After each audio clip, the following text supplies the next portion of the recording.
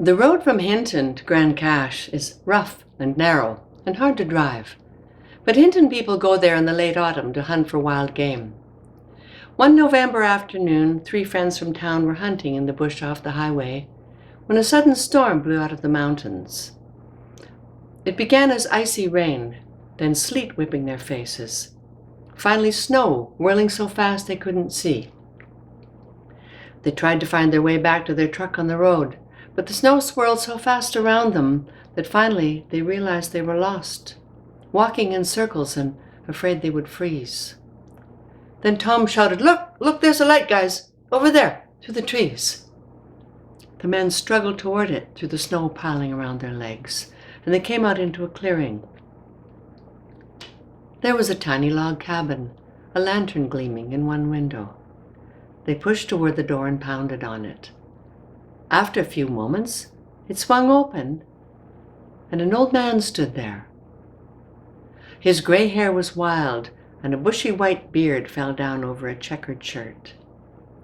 He wore buckskin pants held up with red suspenders. "Why, howdy, friends. What y'all doing out in this blasted storm? Must be freezing. Come on inside and get warm." The men pushed inside and thanked the old man. "Nothing to it. Law of the bush, you know. Never turn away a lost stranger." He fed them bowls of stew and gave them each a bedroll for the night. Next morning, the storm had blown out, but the snow lay deep everywhere. The old man gave them coffee and pancakes and then said, "Come on outside, I'll show you the way back to the road." They followed him outside and all the way to the other side of the cabin.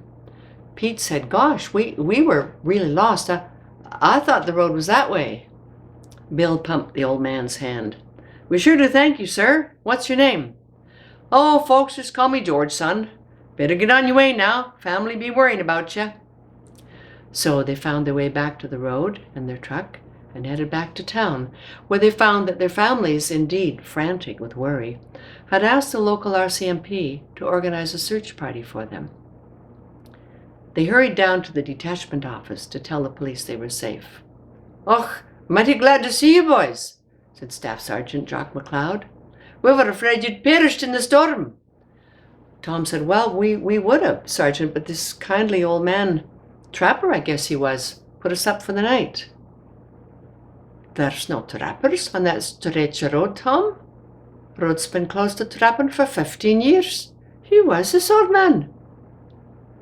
"He said his name was George." "Can it be old George? There was a trapper, George Kelly, in that area a long time ago. Knew him myself when I was a rookie on the force. But boys, George Kelly's been dead 20 years. Well, this was kind of a shock, but the men insisted they'd spent the night with a man named George and he'd saved their lives. More arguing got them nowhere. Finally, Bill said, "All right, we'll show you. Let's go back up the road and you can see for yourselves." So the men and the police got in their vehicles and headed up the road, stopped where they'd left the truck the day before. A trail of footprints led into the forest. They followed the trail and came out into the clearing, where they all stopped and stared. For there indeed was the tiny log cabin. The roof had fallen in and heavy timbers lay inside. The door was gone. The windows were gaping holes, and snow had blown through them to gather in drifts on the floor. Trailing all around the cabin, in the snow, were 3 sets of footprints.